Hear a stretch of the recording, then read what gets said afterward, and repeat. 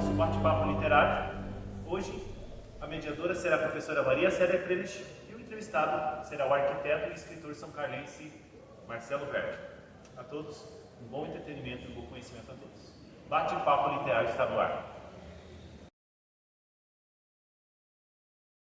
Estamos aqui então para conversar com o escritor são-carlense Marcelo Verde, arquiteto, pai de 2 filhos, casada com uma são-carlense alemoa, né? Especialista em história, pesquisa histórica, na verdade, né? E que ele vai pensando tudo isso para trazer à tona a história que nós ainda temos a ser contada, a ser desvendada a todos. É uma honra tê-lo aqui e um privilégio para mim poder fazer essa mediação, porque eu sei que isso vai ficar registrado na história de São Carlos. Muito obrigado. A primeira pergunta, que não poderia ser antes de chegar no livro A Praga, o que te levou a gostar tanto de pesquisa histórica e principalmente da Vila São Carlos? Eu sempre acreditei em ter uma afinidade muito grande com as pessoas de mais idade. Eu tenho uma facilidade grande de conversar, gosto demais de conversar com as pessoas idosas, e eu percebo que elas demonstram uma abertura para falar comigo sobre muitos temas. Então, já do livro anterior à Praga escrito, eu iniciei a pesquisa quando eu tinha 17 anos de idade, fazendo entrevistas, perguntando para o meu avô, às vezes o meu pai, reunindo os amigos desse meu avô, ouvindo as conversas e sendo orientado por eles: temos que conversar com aquela pessoa, vamos conversar com aquela pessoa.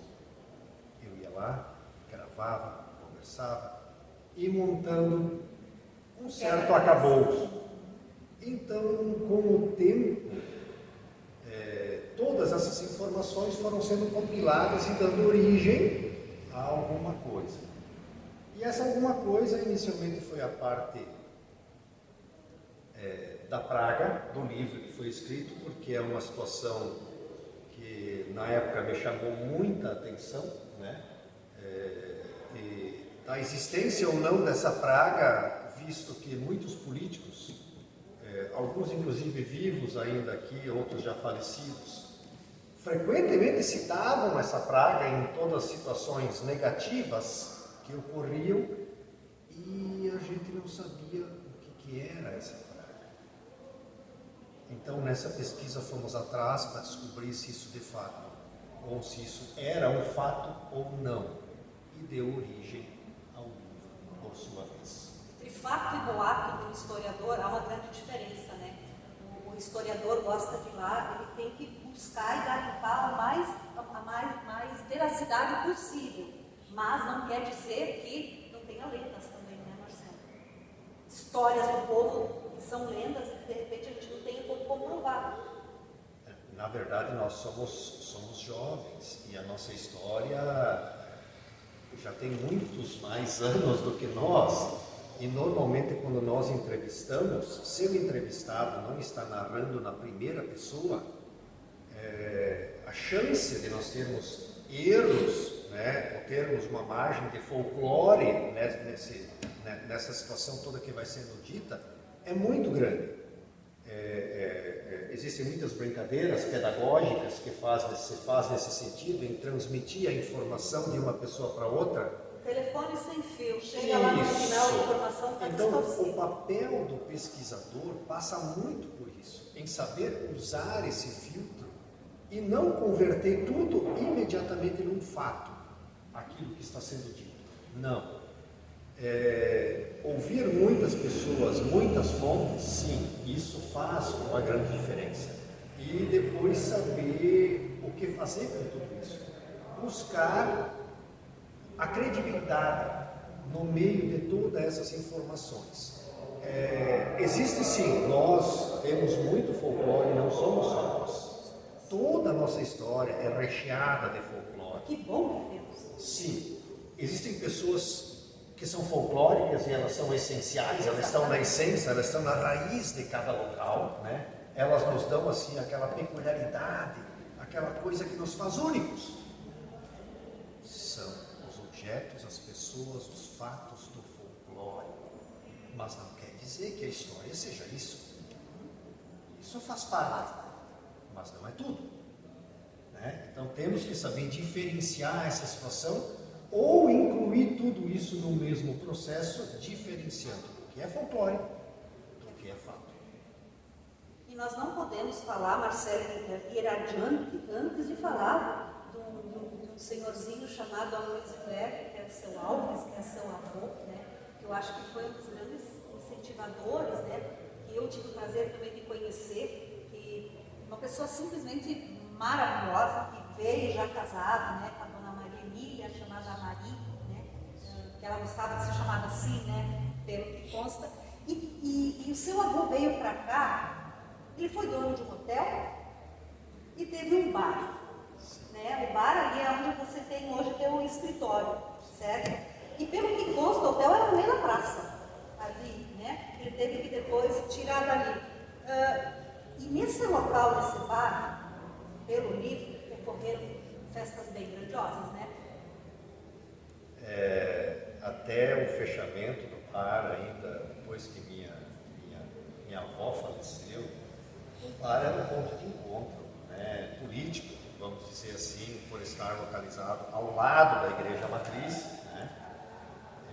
Um bar que tinha inúmeras características assim, peculiares, e uma delas era abrir às 7 horas da manhã, né? Por quê? Porque naquela época nós tínhamos 2 missas, e a origem dessas 2 missas se dá justamente na Praga, né? Então, a primeira missa era às 7 horas da manhã, e muitos já antes de ir na missa já passavam no bar, e por isso o bar já estava aberto. Terminava a missa, saíam do bar, o próprio padre fazia isso, né? Para convidar algumas pessoas para buscar eventualmente algum charuto, alguma coisa nesse sentido, ou fumo para o seu cachimbo, como outros padres, né? E retornavam para a segunda missa do domingo de manhã, né? Era um ritual, e esse ritual se estendeu por dezenas de anos. Vamos chegar em festas bem peculiares. Exato. Então, assim, essa é a situação do bar. E vindo a Companhia Sul Brasil, do Carlos Kuhlmann, né, houve essa divisão entre católicos e evangélicos, né, que teve um motivo bem cultural e histórico. Mas em São Carlos, aqui fora isso, também houve uma divisão de espaço dos moradores. Ali na Baixada era um terreno mais plano, ali morava um certo tipo de família. Aqui quem vinha mais para o lado, onde tem o bar do seu avô, onde você tem, é tudo laje. Havia uma diferenciação importante. Posso inclusive mostrar para vocês um mapa com a planta inicial de São Carlos. O mapa, acho que é de 1924 ou 22, onde os lotes estão demarcados e onde está escrito o nome das pessoas que compraram os primeiros terrenos. E aí já tem toda uma distribuição inicial, né, das pessoas, aonde ficavam, quem comprava, em que canto da cidade foram se distribuindo. Sim, havia uma preocupação inicial muito grande em fazer com que o empreendimento da colonização desse certo. Principalmente porque eles não eram os primeiros. A Companhia Sul Brasil não era precursora aqui na região. Pelo contrário, eles estavam assumindo o empreendimento de uma empresa que havia desistido e vendido sua área para outra companhia. Isso é um detalhe muito importante que poucas pessoas conhecem. Pois é, e todos nós sabemos que recomeçar é muito mais difícil do que começar na primeira vez. Então, Kuhlmann estava preocupado em fazer dar certo e criaram uma série de regras para a distribuição das pessoas, para a formação das comunidades, a divisão de católicos, evangélicos, italianos, russos, em nunca misturar as pessoas, em colocar todos o mais próximo possível dentro de algum critério, de alguma afinidade. De onde é que o senhor veio? Ah, eu estou vindo de 2 irmãos. Ah, já existe um outro casal que também veio de 2 irmãos. Não quer comprar um terreno do lado dele. Ah, aqueles vieram de Santa Cruz. Ó, tem um outro pessoal de Santa Cruz, todos estão indo para aquele lado. Nesse sentido. E afinidades também. Isso, por quê? Porque assim como as pessoas vinham e as dificuldades iniciais eram grandes, isso não é exclusividade nossa aqui de São Carlos, né? Isso era mais ou menos uma regra nos municípios que se criavam, nos povoados que se criavam, vinham, muitas vezes, rapidamente desistiam de permanecer aqui, por quê? Porque no ano seguinte deu uma seca, porque não conseguiram vender a safra, porque não conseguiram receber o dinheiro pela venda da sua mercadoria, porque faleceu algum parente, porque houve algum infortúnio. Isso fazia com que facilmente as pessoas vamos para outro lugar. Por quê? Se eu já saí uma vez e vim para cá, se eu fiz isso é porque aqui eu esperava uma coisa melhor no lugar de onde eu estava antes. E aqui também não estava bom, por que eu ia permanecer se as coisas continuavam ruins? E essa era a preocupação. Nós tivemos uma rotatividade e hoje, quando você vai fazer uma pesquisa histórica, frequentemente eles citam assim, a família tal. Mas eu nunca ouvi o nome dessa família, porque a família foi embora. E são inúmeras famílias que foram embora daqui por essas razões. Então, na verdade, a companhia colonizadora tinha razão em criar tantas regras, que hoje seriam absurdas, vamos dizer assim, por impedimento, porque hoje não cabe mais dessa forma, né? Mas na época fazia todo sentido. Mas quando nós chegarmos a contar a história da Praga, a gente vai ver que dentro dos iguais já houve um embate grande. Imagina se fosse entre os diferentes que são caminhos religiosos, porque ela fala muito forte, né? A fé tem um peso muito forte. O evangélico tem uma visão, o católico traz uma outra visão. Antes de nós ainda chegar na Praga, Marcelo, eu me lembro muito bem que você foi amigo da Tutsi, da dona Gertrude Kuhlmann, que é filha do Carlos Kuhlmann, e você fez a publicação do livro A Filha do Pioneiro. Tenho essa lembrança guardada, eu acho que foi no ano de 87, você se emocionou deveras, né? Você teve que sair do ambiente até, e eu estive presente, eu me lembro disso. E você ia a Porto Alegre, né? Visitar lá. Então, fala um pouquinho dessa tua relação com a filha do Carlos Kuhlmann. Foi através de uma pessoa também muito querida nossa, já falecida, a dona Célia Piccoli, mãe, né?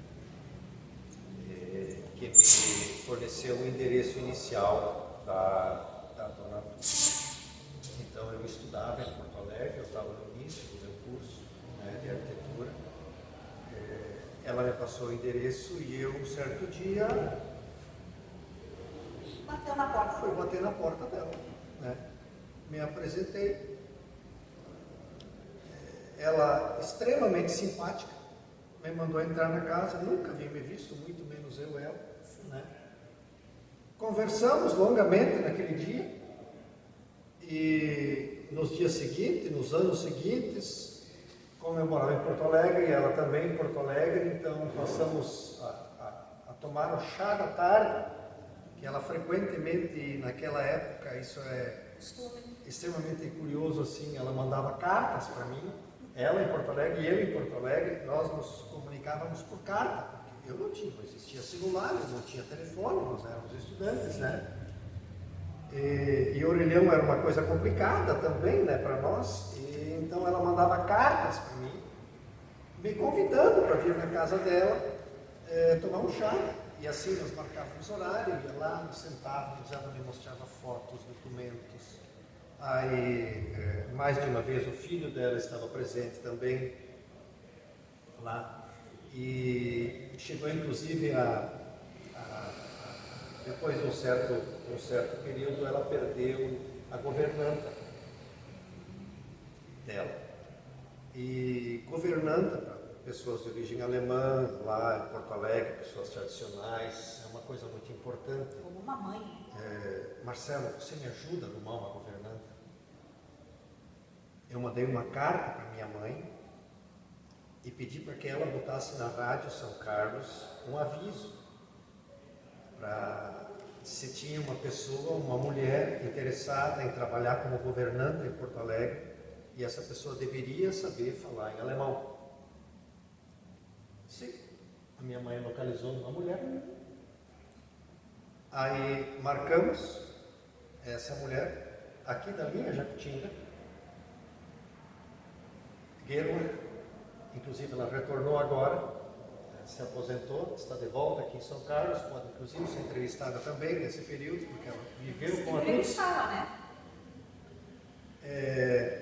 Veio para lá, aí eu recebi eles na rodoviária, na época, ela e o irmão dela, que vieram, nenhum dos dois nunca, nem sequer tinham saído de São Carlos, vieram a Porto Alegre, fomos tomar o café da manhã na casa dela, eu apresentei, pois essa mulher ficou em Porto Alegre, não voltou mais. Para quem nunca tinha saído sequer de São Carlos, nem da linha Jacutinga na época, a dona Tuts ensinou tudo para ela, cozinha, ler, escrever em alemão, para que ela pudesse ler o jornal para ela, porque a Tuts já não conseguia mais fazer isso, para que ela pudesse escrever as cartas, alguma coisa, porque a dona Tuts já tinha dificuldade em fazer isso também. Ela era cometida de câncer, né? Isso, ela morreu de câncer, sim.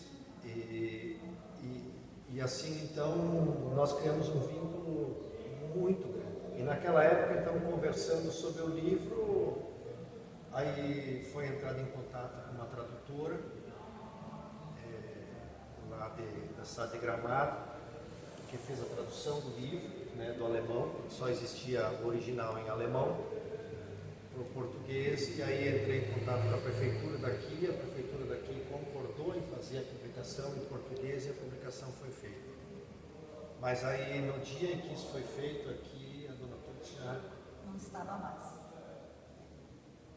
E eu lembro da tua emoção, eu acredito que você deva ter guardado essas cartas, né, como uma relíquia muito grande. Mas vamos falar do pai dela um pouquinho, que foi outra indignação sua e minha também, que a venda do Castelinho foi feita para que ele não fosse derrubado, fosse mantido. E ele foi literalmente derrubado. Eu era estudante na época e aí consegui documentos. Aí o filho da Tuts tinha todos os projetos originais do Castelinho. Aí ele me ofereceu todos os projetos. Marcelo, o que você quiser, nós estamos à disposição, não é mais nosso, mas temos interesse também nisso, né? Montei um dossiê com fotos internas, fotos externas da família, de como é que era, como o projeto, documentos da época, e levei até a prefeitura de Palmitos. Fica lá na linha Passarinho, né? Sim, o Castelinho ficava, quem vai atravessar a ponte hoje de Iraí, à direita, indo de Palmitos em direção a Iraí, à direita, no pequeno elevado, lá a linha Passarinhos. Aí levei lá com a intenção de que o município tivesse interesse, então, em fazer isso, né? E nunca esqueço a resposta que eu tive naquele momento. Foi, não sei se foram 2 frases, eu acho que foi uma só. Não há interesse. Bom, essa foi a resposta do município. O proprietário, que ainda é o mesmo proprietário das terras hoje, do Catelli, ele estava disposto a doar a área para o município, se o município fizesse. Como fizesse a preservação. Ele doaria, o município não quis. Depois, obviamente, o proprietário demoliu para poder fazer aproveitamento, porque eu não sei se existem 2 casas desse estilo. O estilo se chama block house. diferente do enxaimel, que normalmente se vê como uma característica germânica, mas muito mais tradicional e antigo do que o enxaimel, é o blockhaus. O blockhaus tem origem quando ainda existiam muitas florestas, porque é uma casa inteira feita com uma parede maciça de 8 centímetros de espessura de madeira. São blocos de madeira que são encaixados um sobre o outro, formando uma muralha de madeira. Assim era o castelo. É raríssimo. Raríssimo. Dava saída para o Uruguai, né? Existem inúmeras lendas, né? Inclusive, aí você já conta que o Carlos Kuma morreu afogado e até hoje o corpo não foi encontrado, né? Essa é outra lenda. E se me permitem, um dia eu fui conversar com um dos engenheiros, Otto Alzira, em Palmitos, e levando de presente um livro para ele, né? Eu ia entrevistar ele, porque ele era muito ligado à família, era engenheiro da Companhia Sul Brasil, ainda vivo, e eu levei o livro em português, mas obviamente ele já conhecia o livro em alemão, e daí ele já me disse assim: isso você não deve acreditar em tudo que está escrito aqui. Ele disse para mim assim, né? De cara, ele já disse isso para mim só olhando o livro que eu tinha na mão, né? Eu já me assustei, né? Aí você não deve acreditar em tudo que está escrito, porque aqui eu conheci, eu sei tudo. E aí ele já botou em dúvida, né? Muitas situações. E na verdade, muitas pessoas já falecidas, antigas, aqui da região, não só daqui, como de Palmitos também, diziam que de fato, né? Como não havia pessoas que tinham resgatado o Kuma, subitamente foi dito que o Kuma estava morto, que acharam o Kuma e durante uma enchente lá, não sei aonde, muito abaixo do local onde supostamente ele teria se afogado, e foi colocado dentro de um esquife de metal. Na verdade, isso não é tão estranho, usar caixões de zinco, né, ou de estanho era uma coisa comum para situações onde se quer evitar que se tenha um odor indesejado por causa do morto, né? Esse tipo de coisa assim, né? Mas ninguém viu o morto. Ele foi enterrado, não foi? Ele daí o caixão foi enterrado lá, E não foi no violado? castelo, e depois a família, quando toda a família foi embora depois disso, né, a companhia continuou trabalhando sem os Kumai, a família Kumai, mudaram-se para Porto Alegre, que era a sede da companhia, e onde outros sócios também moravam. E aí, num período posterior, o caixão foi retirado, porque como ele era de metal, ele continuava intacto, né? Sem abrir, e levaram o caixão a Porto Alegre. Então lá não existe caixão algum.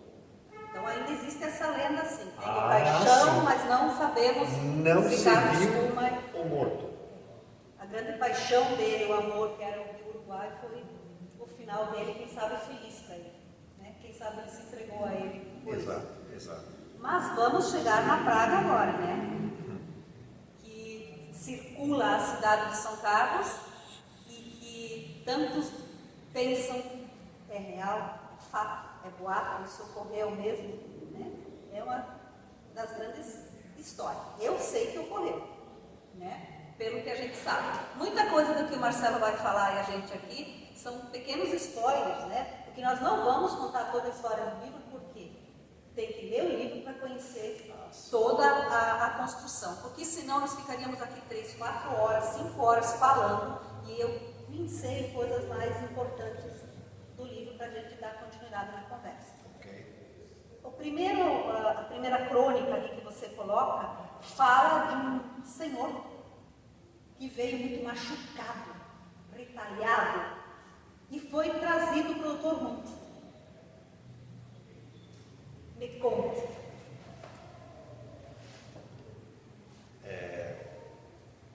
Essa história é longa. Tente encurtá-la. Ok. Nós já havíamos passado nesse período a parte inicial da nossa história. já havíamos passado, inclusive, pela praga, quando isso aconteceu. Esse fato se deu quando nós já estávamos mais ou menos sob intervenção da polícia estadual, aqui no nosso município. O estado de Santa Catarina já vivia há bastante tempo sob o jugo de um interventor, especialmente elementos da família Ramos. No período era governador, não era governador, era interventor, porque curiosamente o termo interventor era acima de governador, porque significava uma pessoa alinhada ao governo federal. Então, o interventor tinha mais poderes do que aquele que tinha sido escolhido dentro do Estado. Então, nós tínhamos o excelentíssimo interventor, Nereu Ramos, que havia criado uma série de regras próprias para nós aqui, além das regras do governo federal. Era Getúlio Vargas na época. Getúlio Vargas, sim, como presidente do país. E aqui, interventor, então, Dr. Nereu Ramos, advogado. Aí, por questões políticas, porque aqui já em 1935 nós tínhamos a formação do grupo dos integralistas, né? Que por volta de 1933, com o retorno de Plínio Salgado da Europa, junto com boa parte dos modernistas na época, e Plínio Salgado se dizia fazer parte do grupo dos modernistas, que inclusive esse ano nós estamos comemorando aniversário de 1922, né? E Plínio Salgado então trouxe lembranças, ou trouxe inspirações de Portugal, né? França, Itália, de movimentos fascistas. Isso, uma vanguarda fascista, né? E com isso criou uma série de protocolos, regras, e de certa forma encantou muita gente, né? Inclusive pode-se dizer que hoje eles estão em moda de novo, né? Nos últimos anos os fascistas voltaram à moda. E aqui nós tivemos então um grupo de adeptos dessa corrente política. E não foi só aqui, mas aqui especialmente nós tivemos um grupo assim bem aguerrido, liderado pelo Sr. Fredolino Zimmer, que era uma pessoa muito importante aqui na comunidade, principalmente. Era chamada Sociedade Secreta, que você dizia? Não, a Sociedade Secreta já era outro grupo. Okay. Os liberais? Já é um terceiro grupo de oposição. Vamos lá. Sim.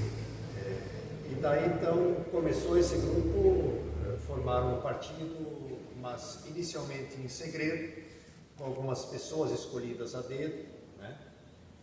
E foram minando algumas situações. Nós tínhamos uma comunidade pequena na década de 30, né? E pode-se dizer que a única sociedade, só existiam duas sociedades na época. A sociedade católica da igreja, que era uma diretoria, e o clube de bolão. Que o Kegelverein, não existia outra sociedade além dessas duas. Ou a sociedade católica que se criou, então foi de cara liderada por esse grupo, né?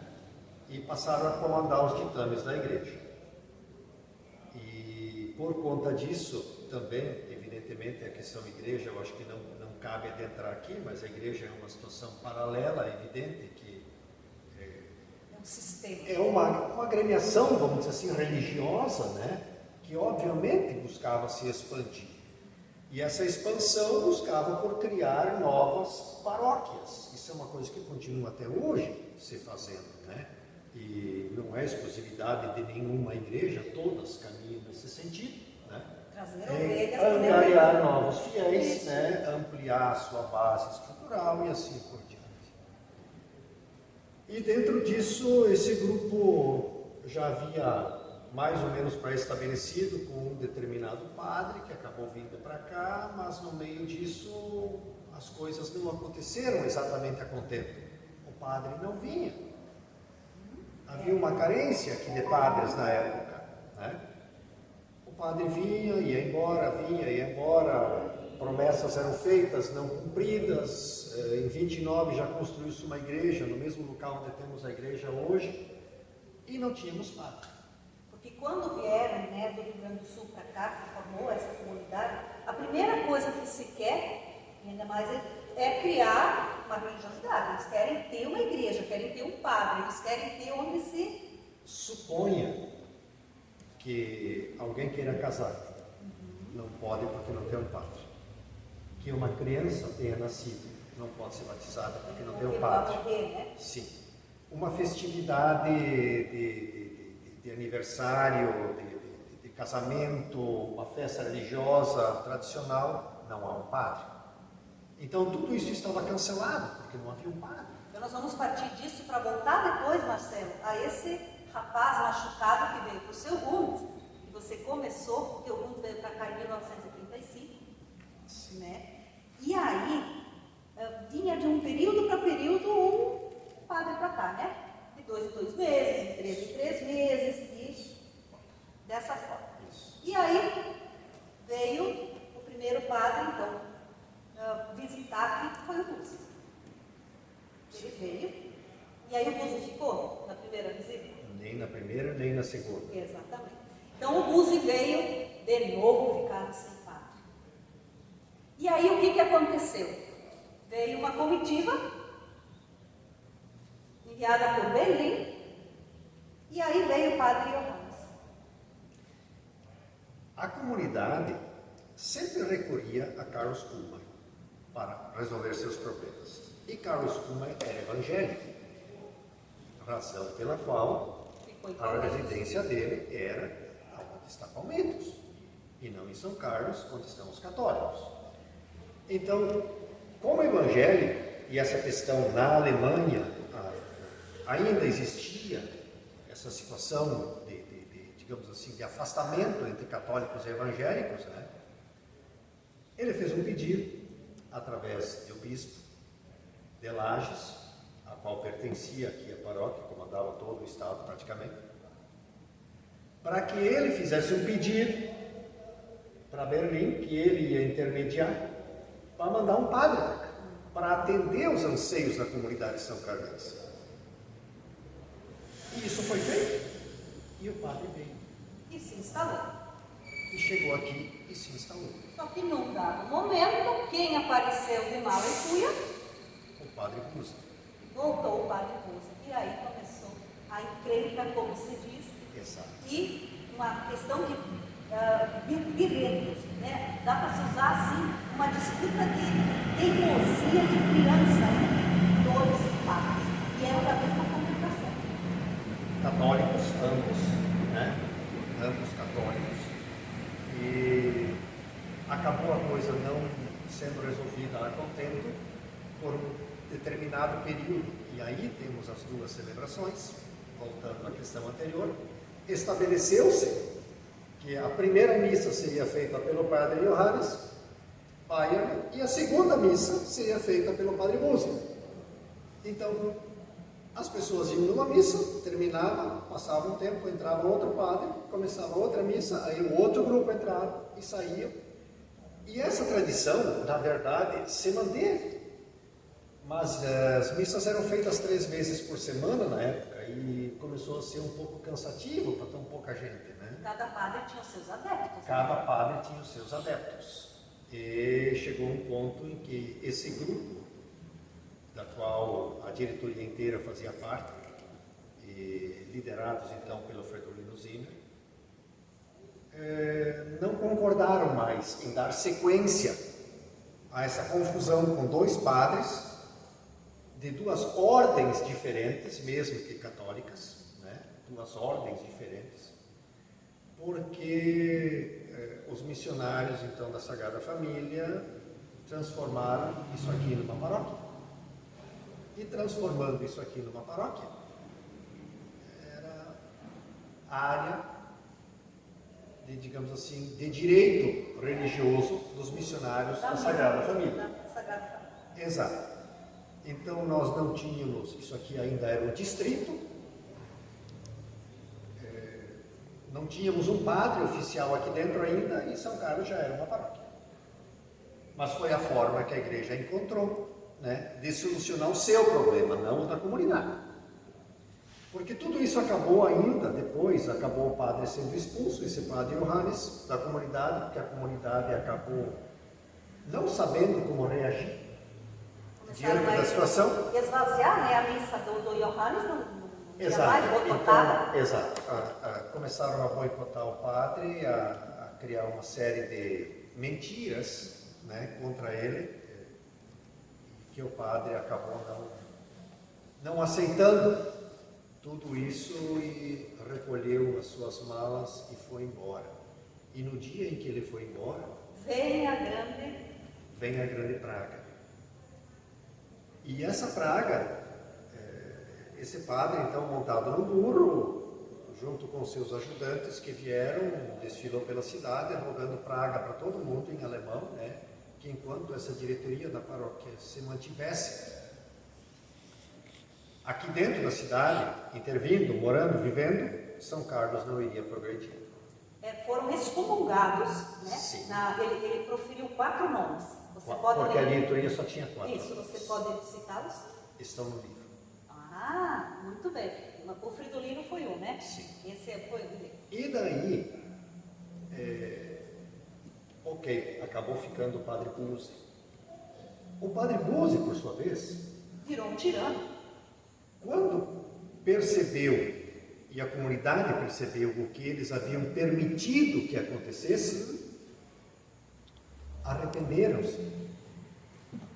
De tal forma que o padre Buzzi não conseguiu permanecer aqui nem um ano e acabou também sendo expulso da comunidade. Conta o que ele fez com a festa do Cairo.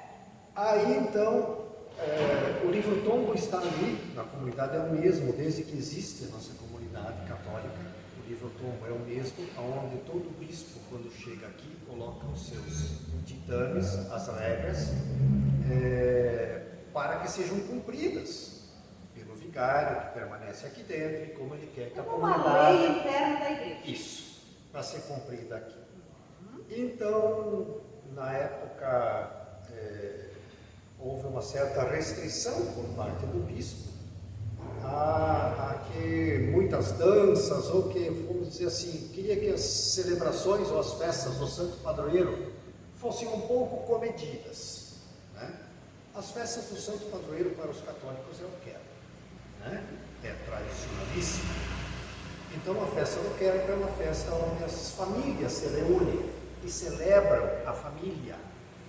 Isso Cantam e fazem comidas, cantam celebrações próprias, muitas famílias ou vizinhos se reúnem, parentes, e isso existe até hoje. Na verdade, o que o Buzzi fez, ele distorceu o que estava escrito e nunca ninguém foi lá olhar o que realmente estava escrito, até que uma mulher se revoltou, que é a mulher do seu Sebastião, Ana Catarina, e disse: eu não concordo mais com isso. Sim. Aí ela foi lá, pediu para o presidente da comunidade, que era o seu Nicolau Schilberger, que estava extremamente atordoado e apavorado, porque ele havia sido excomungado, isso não entrava na cabeça dele. Esse foi um dos membros da diretoria, e daí então o seu Nicolau foi lá e exigiu ler o que estava escrito, como regra que o bispo, e percebeu que era mentira, que o padre mentiu. Que o bispo não havia dito isso. Como resultado, criou-se uma encrenca interna da própria diretoria. O padre se negou a fazer a missa do quero. Não houve missa naquele quero. Como uma retaliação aos fiéis. A Ana Sebastiani, então uma mulher de fibra, disse: eu vou fazer na minha casa e vou convidar a comunidade inteira. Naquela época era algo ousado. Porque assim, ó, dizia com todas as letras, e ninguém da família desdiz isso, que quem mandava na família era ela. Chamou todo mundo, fez a missa e fez a festa. Na época, o meu avô, então, tinha o depósito de bebidas. Tudo o que ele tinha disponível foi levado para lá, na casa do Sebastiani. Veio bebida de Porto Alegre, uma banda A banda municipal foi lá, tocaram, fizeram festa sem o padre. Então, foi a desmoralização total e completa do nosso vigário. E pela terceira vez, ele... E o padre, por sua vez, compreendendo que ele havia sido abandonado por aqueles que o defenderam inicialmente, refez a praga.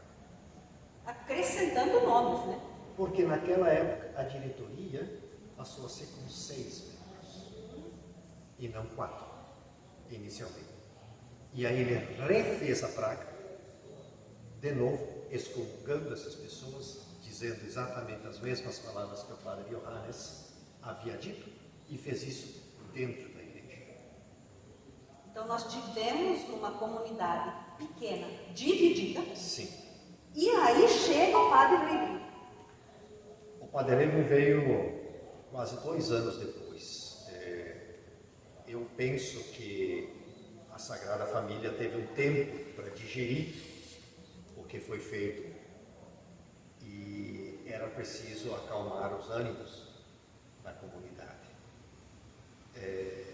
Mas isso não aconteceu, porque isso aconteceu em 31, 32, nesse período, e o padre Levi vindo, se não me engano, em 33, nós já estávamos no início da formação do grupo dos integralistas, que coincidentemente eram os mesmos que criaram uma confusão com os padres. Em 35 eles já estavam organizados. É a coluna Prestes, né? Toda essa... Sim, então tínhamos um outro histórico político aqui na região também, já nesse sentido, mas já estavam organizados e passaram a criar uma cisão muito maior ainda, além da religiosa, dentro da comunidade, com os integralistas de um lado, os não integralistas do outro, a tal ponto que as celebrações, e aí vem partes do nosso folclore, que dizem assim que nós tivemos um período em que os padres só iam armados para a igreja fazer a celebração. E eu lhes garanto que isso não era mentira. Porque o que os integralistas faziam, e eu tenho que me levantar para mostrar isso. Por favor. Todos sentavam nas primeiras filas, chegavam na frente, abriam seus casacos e mostravam as armas para o padre e fechavam novamente, para que o padre soubesse quem estava ali. E quem mandava. E quem mandava. E assim, então se seguiu contra o padre Raveling, que era uma pessoa excepcional, foi um homem que realmente redimiu a população nesse período. Resumindo a questão do padre Raveling, só dando um desfecho para a situação dele, acabou ele mesmo sendo preso depois. Sim, ele foi preso. Acabou sendo preso, o que criou um sério problema emocional, que ele jamais se recuperou dessa situação emocionalmente, nunca, porque isso jamais passou pela cabeça dele que algo desse sentido pudesse ocorrer, mas como retaliação, o próprio padre foi preso, né? Inclusive foi preso e foi levado embora daqui preso. Integralistas de um lado, não integralistas do outro. E isso criou uma divisão dentro da igreja. De um lado da igreja estavam os integralistas, do outro lado da igreja estavam os não integralistas. Sim, que depois, né, foram taxados ou usaram o nome de liberais. E isso complicou muito quando eles passaram a ir uniformizados para a missa. Todos passaram a usar uniforme integralista. Mulheres, crianças, homens, além de estarem armados, uniformizados. Então iam com trajes, como se espalhou pelo Brasil inteiro, né, por parte dos integralistas, e isso assustou muita gente. E nesse período também tínhamos a questão da escola.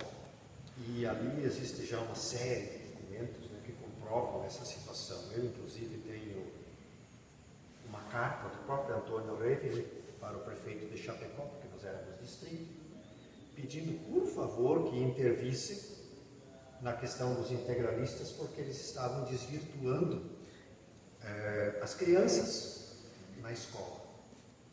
Uma carta de um outro professor, também mandado para o prefeito de Chapecó, para o governador do estado, por Nereu Ramos, pedindo por favor que intervissem nisso, né?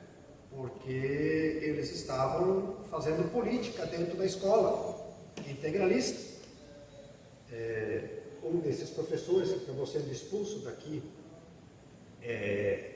Carlos Bielmeier, é uma família que sumiu daqui, depois também, né? Não tem ninguém aqui com esse sobrenome. Esse Carlos Bielmeier era professor e, como ele era adepto do integralismo, acabou sendo afastado por conta disso.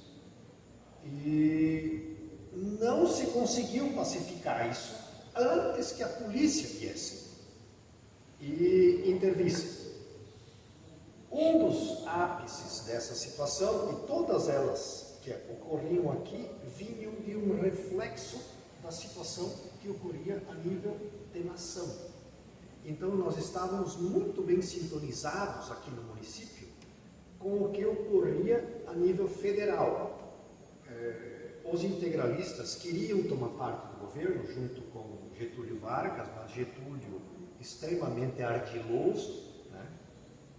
No período pré-Segunda Guerra, fazia um jogo de empurra, afasta, atrai, conversa, diz, promete, não cumpre, em relação aos integralistas, como forma de alimentar um apoio que acabava não acontecendo, e tudo isso teve fim em 1937, quando a nova Constituição extinguiu os partidos, inclusive o integralista. E nesse período, né, Marcelo, muitas armas entraram e foram escondidas, e que ainda hoje eu acho que tem muita arma escondida se se procurasse.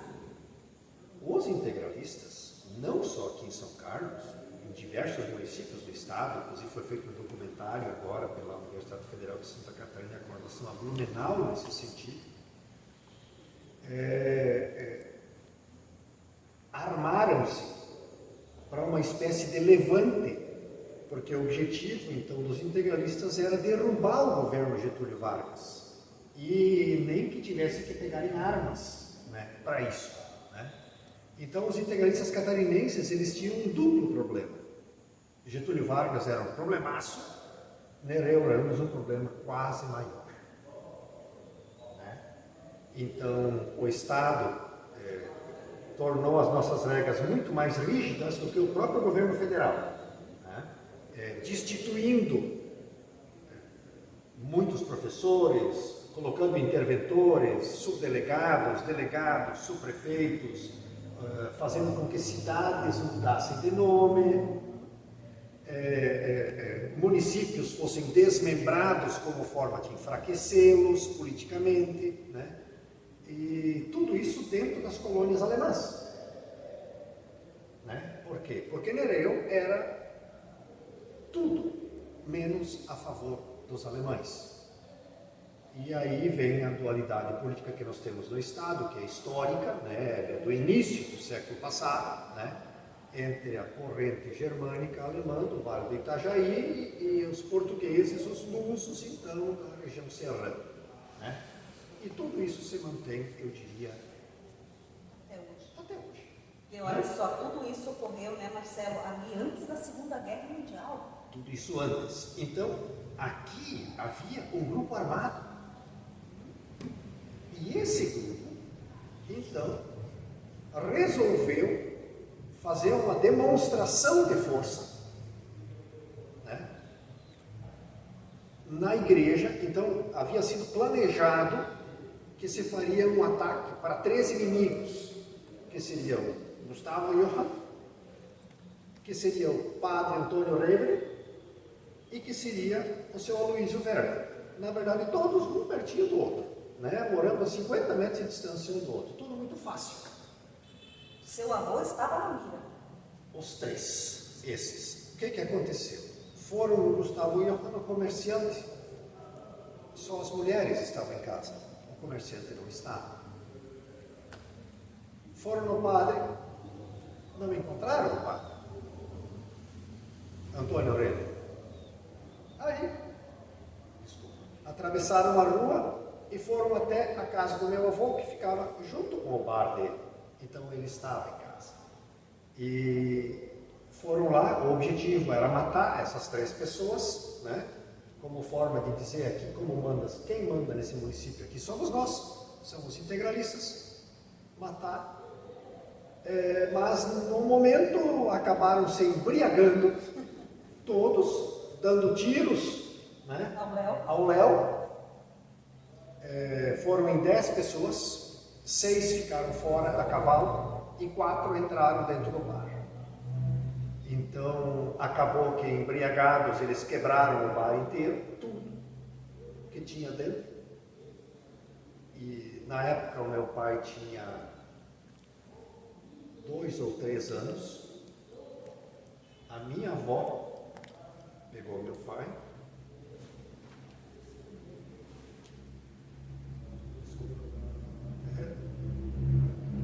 debaixo da cama, enquanto o tiroteio passava, e acabaram desistindo. É a sua história, Marcelo. Tem que se emocionar mesmo. Tem que se emocionar. Nesse período, então, dos integralistas, né, Marcelo, muitas armas entraram em São Carlos. Esconderam armas, e a arma era um porte legal. Todo mundo andava armado. Vamos dizer assim, ó, você fazia vista grossa, né, para esse tipo de situação. Como aqui as pessoas caçavam com frequência, matar animal para comer, isso fazia parte do processo, né? Ter armas de caça, outro tipo de arma, isso era normal, né? No entanto, os integralistas tinham fuzis, e fuzil não é uma arma de caça, é uma arma de guerra, né? E aí, com essa situação de terem quebrado o bar, na manhã seguinte foi chamado polícia e tudo mais. O seu João Muxel, ele era o subdelegado ali de Palmitos. Ele entrou em contato com o João Sábado para que viesse um destacamento da polícia para cá. A polícia veio e o grupo, então, sabendo disso, fugiu, né? Acabaram depois sendo presos, todos eles, né? A polícia veio e a polícia aproveitou e fizeram uma limpa na cidade. Inicialmente, imaginando encontrar algumas armas, né? Eles requisitaram uma carroça, a carroça encheu, requisitaram 2 carroças, as 2 carroças encheram. Até dentro de árvores, de bananeiras, né? Eles Sim. camuflavam. Então, assim, ó, em muitos locais onde eu fui visitar, e eu sei ainda as casas onde essas estão, as pessoas mostravam pentes com balas de fuzil que estavam guardadas, que eles acharam na roça enquanto estavam lavrando, arando a terra, latas cheias de munição, milhares de tiros. A polícia depois encontrou granadas de mão feitas com o mesmo sistema que se usa hoje ainda para fazer esses artefatos, que é pegar concreto ou algum material aglomerante e colocar dentro diversos pedaços de metais com tudo, e usavam latas, faziam tudo isso com estupim e pólvora para criar grandes explosões. A maior parte desse material foi jogado dentro do rio, para que não pudesse ser achado, né? Mas muito disso foi enterrado. Então hoje ainda pode se achar muito disso. Com certeza. Troncos de árvore, debaixo de casas, na roça, forros, pisos, em muitos locais. Realmente as pessoas se assustaram porque viram que poderiam realmente sofrer represálias com isso, né? Isso foi a primeira vez. Teve uma segunda vez onde isso se deu de novo. Mais armas. Mais armas, mais pessoas presas. E aí então nós chegamos já no Perto período, da Segunda Guerra. exatamente, já dentro do período da Segunda Guerra Mundial. E aí começou a grande problema nosso, na verdade, porque todos falavam alemão. Sim. E nós éramos vistos como inimigos. Sim. Então, voltando ao início da primeira pergunta, Um rapaz machucado que foi trazido e levado para o tormento. exatamente. Voltando, quando a polícia percebeu aonde eles tinham chegado, jamais imaginaram que uma situação dessas eles pudessem encontrar num local tão pequeno como era o nosso. Criou-se boatos ou conversas de que a maior parte desse material estava ligada a contrabando que vinha da Argentina, pela nossa proximidade com a Argentina. E tudo isso só cresceu com o início da Segunda Guerra Mundial, porque se nós procurarmos historicamente a Argentina, até faltando 2 meses, acho que para terminar a guerra, ainda não havia declarado guerra aos alemães, pelo contrário, estava favorável a eles durante a guerra, então era abastecendo o pessoal daqui com armas, né? Era o que se dizia, era o que se acreditava, inclusive a própria polícia, nesse sentido. Foram atrás do líder, que era o Fridolino Ziller. E aí temos uma série de lendas, novamente, né, sobre o tipo de tortura a qual ele foi submetido. E ele não foi o único que foi submetido. Mas assim, esse é um assunto familiarmente proibido, né? As pessoas pouco comentavam sobre isso, mas só sabiam que de fato isso ocorreu, né? De amarrarem ele contra uma árvore, praticarem tiro ao alvo ao redor da pessoa, de amarrarem pedra nos pés e uma corda no pescoço e jogar dentro do rio, de baterem na pessoa, de darem coronhada nas genitais da pessoa, com pedras ou alguma coisa assim, né? Aconteceu, e tudo isso depois dele estar praticamente morto, né? Os amigos jogaram ele em cima de uma carroça e levaram ele até o Dr. Júlio. E assim começa a guerra. Exatamente. Nós teríamos, Marcelo, para conversar aqui, muitos assuntos que tem no livro.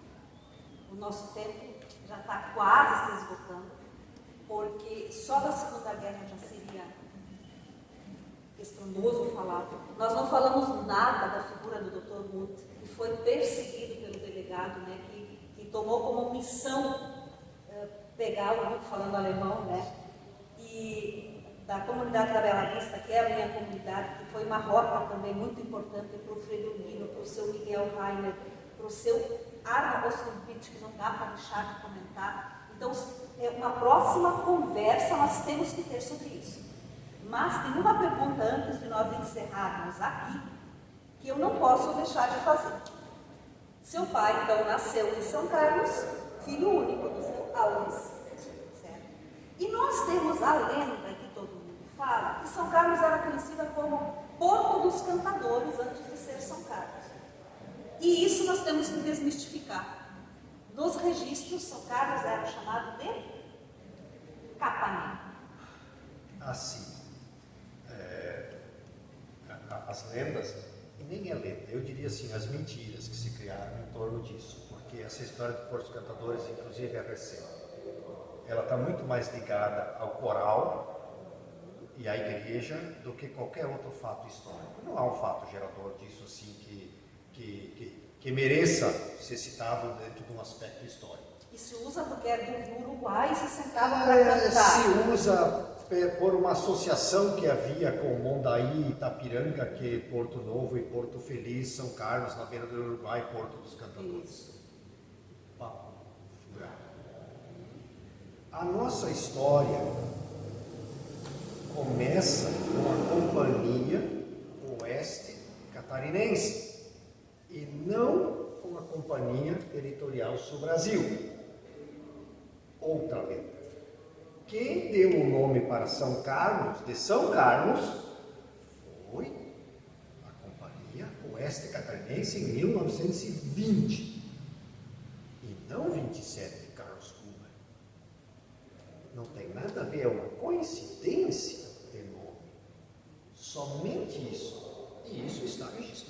mapas, inclusive, quem fez o desenho da nossa cidade foi a Companhia Oeste Catarinense, que depois vendeu suas terras para a Companhia Territorial Sul Brasil, que tinha como diretor uma pessoa chamada Carlos Kuhlmann. E ali é uma coincidência de nomes. São Carlos Kuhlmann. Nada mais que isso.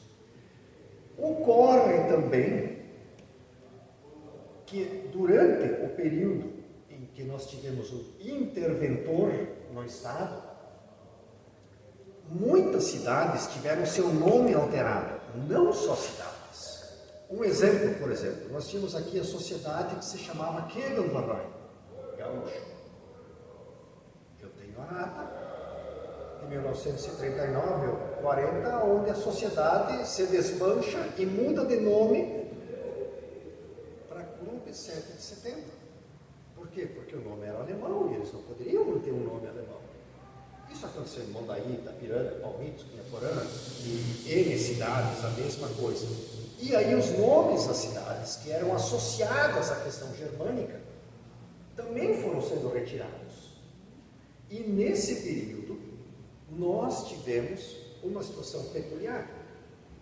Retiraram o nome de São Carlos, que não tinha nada a ver.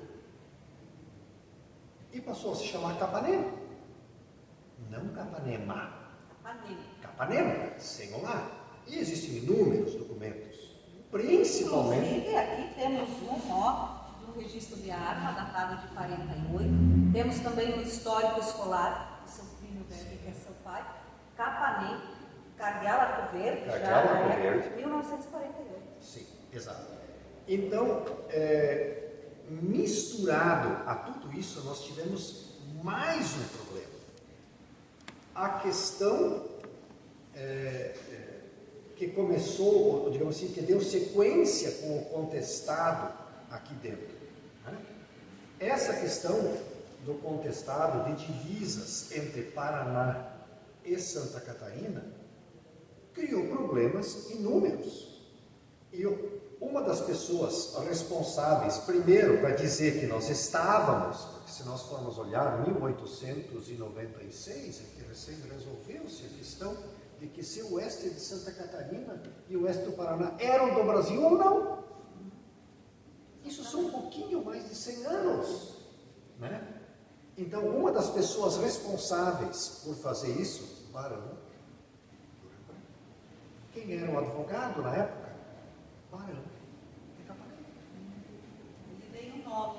Aí vem o Capanema. Então, o governo, provavelmente, como forma de homenagear, né, o Barão de Capanema, o advogado, no Paraná tem uma cidade que se chama Capanema, no Pará tem mais uma que se chama Capanema, né, deu Capanema Para São Carlos. para São Carlos. Mas foi aquele tipo de coisa assim que não pegou, porque criou-se uma confusão de documentos muito grande. Então tem documentos no mesmo local, no mesmo período, com dois nomes diferentes. Até porque o padroeiro já era São Carlos. Sim. Né? Comemorado. As pessoas escreviam, tinham papéis escritos São Carlos e Capanema, ao mesmo tempo, na mesma época. Mas o problema piorou mais ainda. Quando na questão de divisas, depois, como forma de resguardar os direitos de território, Getúlio, na Constituição de 37, já previu a criação do território de Iguaçu. A partir que era uma reivindicação antiga da região aqui, né? Vivemos num mundo próprio aqui, e incluía o oeste do Paraná. Então, a questão de Palmas, a questão das missões, o território de Iguaçu, tudo se confundia, era do contestado, tudo era no mesmo lugar. E nós estamos dentro desse lugar. Né? Aí, então, o território de Iguaçu foi outra situação. Os documentos todos se misturavam. Então, imagine que a situação do governo do Estado, até 1916, nem sequer era Santa Catarina. Pô, isso são 100 anos. Aí, em 29, recém veio o primeiro governador. Mas Mas em 43 até 46 era território do Sul. Depois São Carlos, daí Aí depois Capanema. voltou para Santa Catarina de novo. Isso. Então a confusão era muito grande, política e a nível de território. Isso fazia com que isso aqui fosse terra de ninguém. Há uma profusão de documentos que colocam de tudo misturado. Então, escrito território do Sul, escrito Santa Catarina, escrito Capanema, escrito São Carlos, isso valia tudo. Valia tudo, ao mesmo tempo. Que confusão. Sim. E para conhecer melhor toda essa história também, Marcelo, vocês que estão assistindo e quem está aqui ao vivo, vão ter que ler o livro. Para conhecer, inclusive para saber o que aconteceu com os excomungados, né? Que no livro se conta, e fora essas outras histórias todas. Para concluir, temos um próximo livro quase pronto? Temos, eu diria assim, é uma realização. O próximo livro, ele trata de um período de só 60 dias. Toda a história ocorre em 60 dias. E um grupo de pessoas daqui da nossa região se passa inteiramente durante o ano de 1942, um período, durante a Segunda Guerra Mundial. Penso que vale a pena conhecer. É um capítulo esquecido da nossa história. Não, vamos aguardar, porque você escreve muito bem. Você tem na sua pasta o livro, A Praga? Sim. Então, por favor, o presente. E quem quiser adquiri-lo, Marcelo, como faz? Eu diria que estamos trabalhando numa segunda edição do livro, revisada, com alguns detalhes acrescentados, porque eu fiquei muito feliz que as pessoas, depois de lerem o livro, muitos que participaram, tinham mais conhecimentos de peculiaridades e me acrescentaram novas informações, né? Então, enriquece o conteúdo. Então, Marcelo, nós vamos aguardar ansiosamente o próximo livro. Esse aqui, então, aguardar a segunda edição. Em nome da Fundação Cultural, da Biblioteca Pública, do programa Todos pela Leitura, Secretaria de Educação, muito obrigada por participar e ter o nosso segundo convidado no bate-papo literário. E quem sabe até o final do ano a gente volta a conversar. Eu fico muito grato. É sempre um prazer compartilhar essas informações. Acho que eu particularmente me preocupo muito em que as coisas não se percam. Exatamente. São pessoas como você que fazem com que meus netos daqui a pouco vão conhecer um pouco da história de São Carlos e que tem isso na política. Fico feliz. Muito obrigado. Bate-papo literário, então, fica por aqui. Até a próxima.